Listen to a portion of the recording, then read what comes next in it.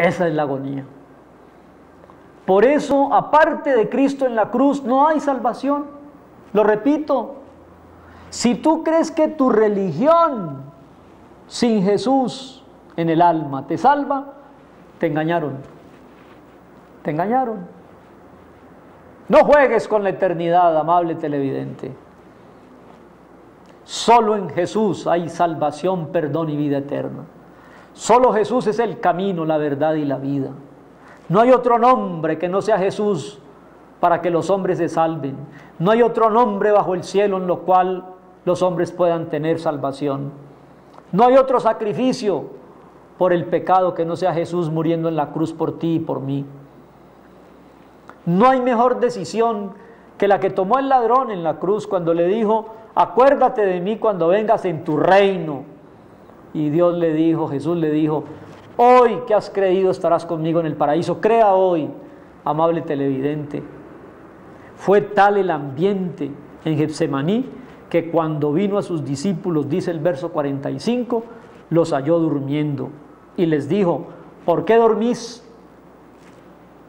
Levantaos, orad y no entréis en tentación. Que Dios nos dé la gracia con este pasaje de la oración de Jesús en Getsemaní, de entender el costo tan alto que Jesús solo enfrentó para ir a la cruz y entregar su vida a cambio de la tuya y la mía. Pueden inventarse todas las religiones que quieran, y aparte de Jesús no hay salvación.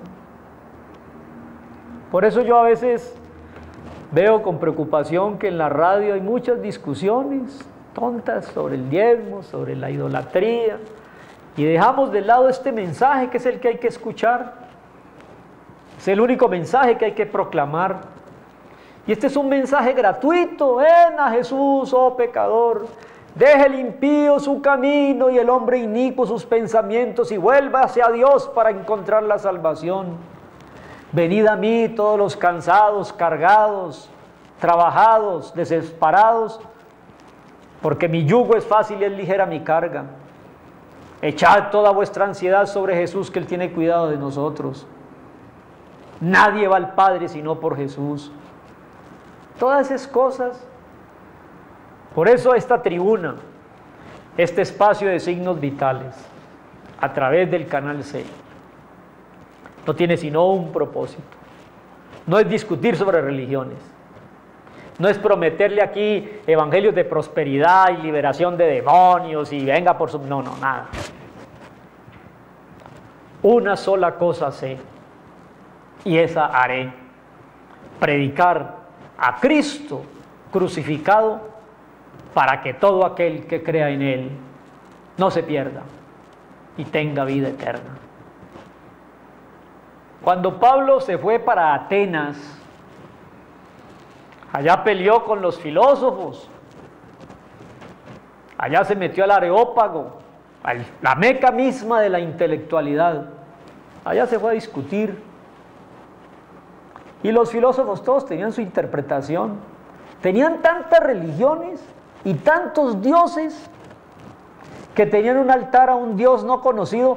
Por si acaso les había faltado alguno, hicieron el atrio o el pedestal sin ninguna figura encima, por si acaso, a un dios que ellos no conocían, esa piaña que no tenía nada encima.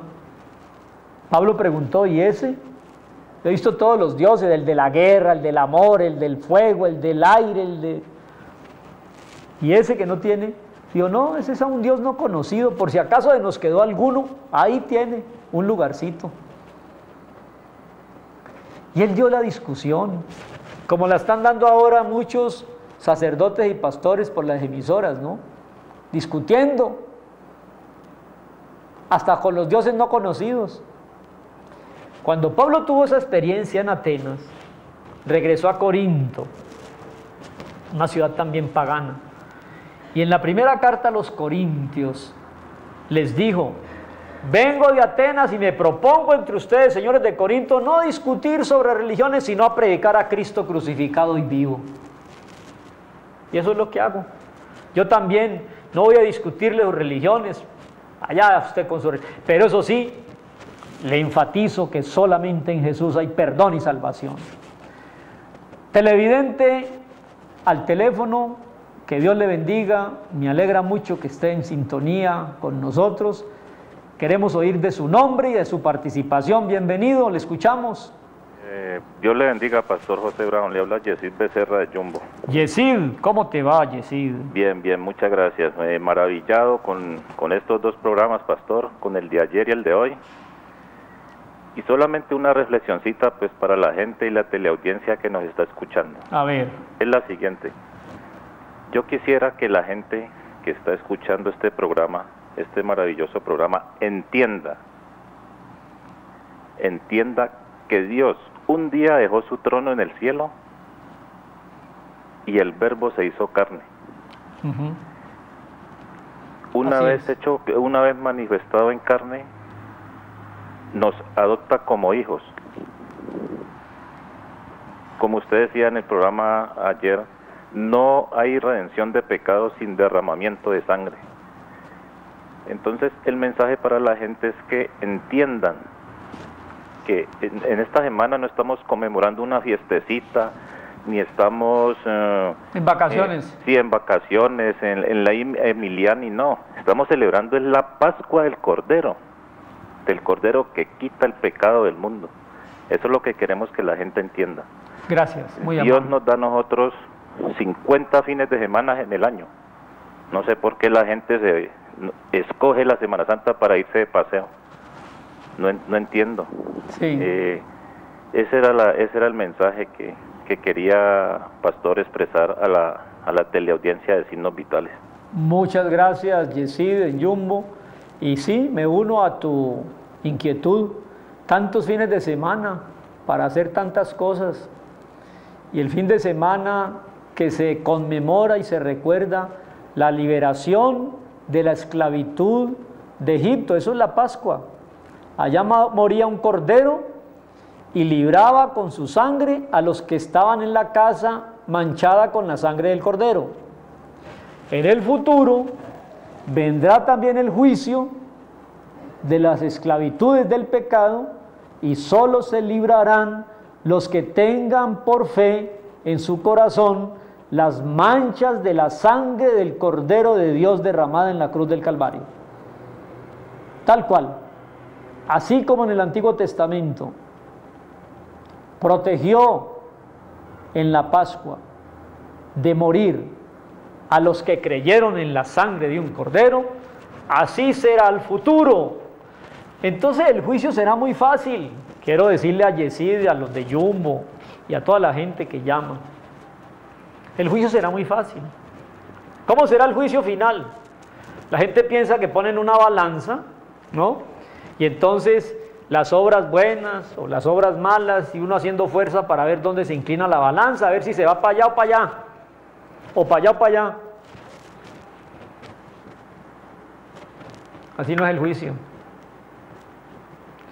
Tienes por fe las manchas del sacrificio del Cordero de Dios en tu alma o no. Si no tienes la marca por fe en Jesús, para allá. Si tienes en tu corazón las marcas de la sangre, el alto precio que pagó Jesús por tu salvación, te vas con Él, me voy con Él, nos vamos con Él. ¿Qué es la iglesia? Eso me da pie para un tema que he visto yo en el día de hoy, grandes controversias. ¿Cuál es la verdadera iglesia? Se la voy a decir. Y no lo han dicho en la radio. Voy a decirle cuál es la verdadera iglesia. La verdadera iglesia no es ni el oriente, ni del occidente, ni del norte, ni del sur. no es la católica ortodoxa oriental, ni la católica romana oriental, ni la protestante anglosajona. No, no, no, no. ¿Cuál es la verdadera iglesia? Bueno, iglesia es una palabra griega. Escúcheme, por favor. Eclesía es la palabra griega que traducen como iglesia. ¿Qué quiere decir eclesía? Quiere decir asamblea. Hasta allí no he dicho nada. ¿Cuál es entonces la verdadera asamblea? Asamblea de los separados, separados. Iglesia es la asamblea de los santos, de los separados. ¿Separados de qué? ¿Separados de qué? Sí, cuando yo entrego mi vida a Jesús y a su palabra, el Espíritu Santo me separa, hace conmigo una asamblea y me separa de los que no andan con Jesús y su palabra. Entonces hay dos clases de personas: los que el Espíritu Santo separa porque creen en Jesús y son salvos por su sacrificio y se llama iglesia, y los que el Espíritu Santo no separa porque viven de espaldas al sacrificio de Cristo. Ah, pero es que hay muchos de ellos que creen en Cristo, sí, pero no viven conforme a su palabra, no se han separado del mundo. Entonces, ¿cuál es la verdadera iglesia? Conclusión: la verdadera iglesia la constituyen todos aquellos hombres o mujeres que hayan vivido en cualquier época de la historia, que se han separado de los valores de la sociedad para abrazar los valores del reino, que el Espíritu Santo los ha sellado y son propiedad de Dios. Esa es la verdadera iglesia. ¿Quién la componen? Los del Oriente, que hayan creído en Jesús como su único y suficiente Señor y Salvador y le obedecen. Los del Occidente, los del Norte y Sur, que hayamos creído en Jesús como el camino, la verdad y la vida. Esa es la iglesia, los salvos. Que estamos en medio de un mundo no salvo, de un mundo enemigo de Jesús y su palabra. Así que, mis queridos televidentes, la verdadera iglesia está compuesta por los verdaderos creyentes, obedientes en Cristo Jesús. No importa que el uno adore en Jericín y el otro adore en Jerusalén. Muy bien, estamos a tiempo para hacer la segunda parte de nuestra agenda de hoy. ¿Cuál? ¿Qué pasó con los dos ladrones y Jesús en la cruz? Y yo quiero invitarle al Evangelio ahí de Lucas, el capítulo que tenemos allí, el capítulo 23, y miremos lo que sucedió en esa primera Pascua, cuando nosotros los caleños nos movemos por nuestra ciudad. Aquí hay dos cerros tutelares que se divisan desde cualquier lugar, ¿no? Uno es Cristo el Rey y otro es el Cerro de las Tres Cruces, que en el día de ayer y de hoy las gentes caleñas, raizales, tienen por costumbre peregrinar, ¿no?, a esos dos cerros, como parte, digamos, de la tradición religiosa caleña, ir a las Tres Cruces. ¿Qué pasó en esas Tres Cruces?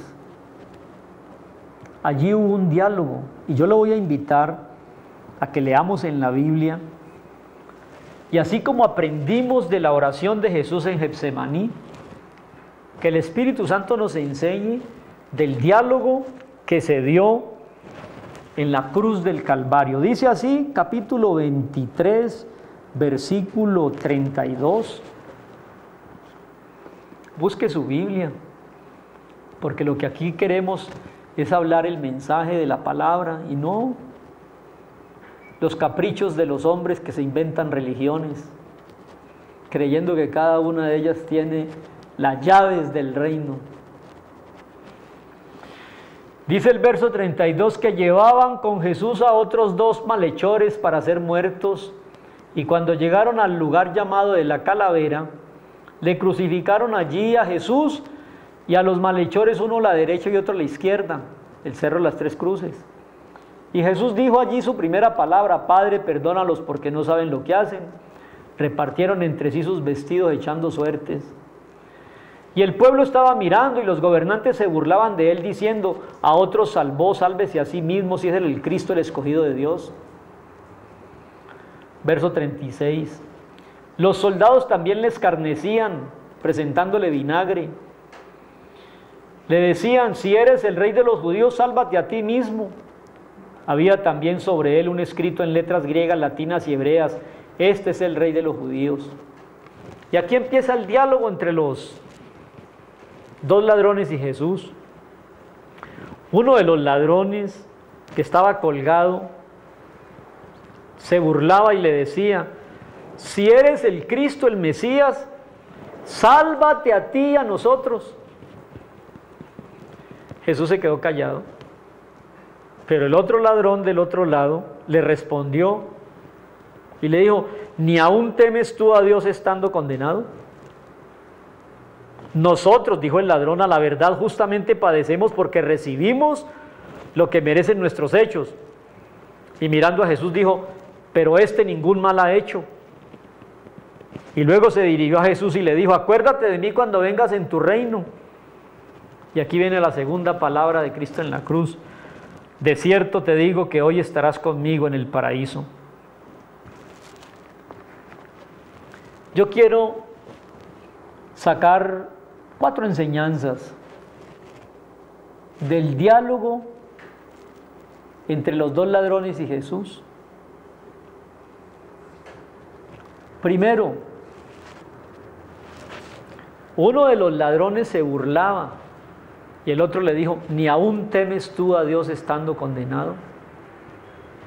Primera lección: la pérdida más grande que tiene la humanidad es la pérdida del temor a Dios. ¿Y aún temes tú a Dios estando condenado? Hay una cantidad de gente ajena a Dios, de espaldas al Evangelio, burlándose de Jesús y no temen. Pues quiero decirles: aprendan del ladrón en la cruz, que siendo un malhechor regañó al otro y le dijo: ¿no temes tú a Dios? Segunda lección: miró a Jesús y dijo: nosotros somos malhechores, pero este ningún mal hizo. Si no le temes a Dios, por lo menos entendamos la segunda lección del ladrón, que reconoció que Jesús no ha hecho ningún mal. ¿Qué mal ha hecho Jesús? Abrió los ojos de los ciegos, puso a escuchar a los sordos, levantó a los muertos, multiplicó los panes y los peces, sanó a los enfermos, liberó a los endemoniados. ¿Qué mal hizo Jesús? ¿Por qué no creemos en Jesús? Qué buena lección le dio ese ladrón, ¿no? ¿No temes tú a Dios? Jesús ningún mal hizo. Yo no sé por qué no te aman, Jesús. Una vez lo castigaron y le daban en la cara y dijo: ¿por qué buena obra me golpean? ¿Por qué buena obra?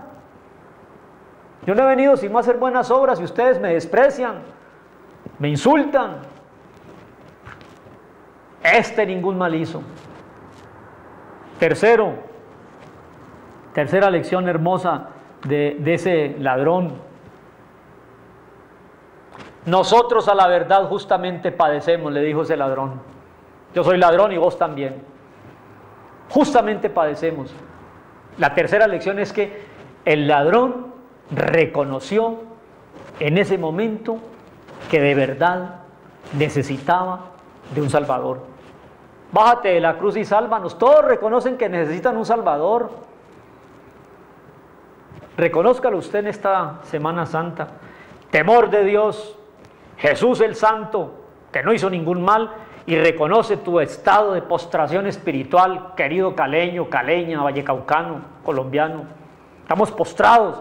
Miren el país que tenemos, lleno de religiosidad y postrados en la corrupción, el pecado, la irresponsabilidad, hogares sin padre, madres abandonando a sus hijos.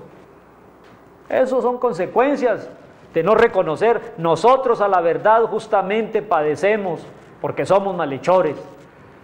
Y después, la cuarta y hermosa lección, mirando a Jesús le dijo: acuérdate de mí cuando vengas a reinar. Ya terminamos allí. Acuérdate de mí cuando vengas a reinar. Reconoció en Jesús el Rey. Yo quiero terminar aquí. ¿Ni aún temes tú a Dios? Él ningún mal hizo. Nosotros a la verdad le hemos dado la espalda. Dígale: Señor, cuando vengas en tu reino, acuérdate. Y el reconocer a Jesús como Rey le valió a ese ladrón el premio de estar hoy en el paraíso. Dígale ahí en su corazón: Señor Jesús, tú eres el Dios hecho hombre y el Rey venidero. Entra a mi corazón porque quiero estar en el paraíso. Amén. Cada que veamos el Cerro de las Tres Cruces, acordémonos que la lección de un ladrón es para nosotros. Temamos a Dios, reconozcamos nuestro pecado, miremos la bondad de Jesús que ningún mal hizo y reconozcámoslo como Rey de Reyes y Señor de señores. Ahora sí te puedo decir: felices Pascuas. Si has creído en Jesús y lo has invitado, en tu corazón estará la marca de su sangre derramada y no vendrá el juicio sobre ti. Jesús es Rey y como Rey vendrá muy pronto para consumar la historia.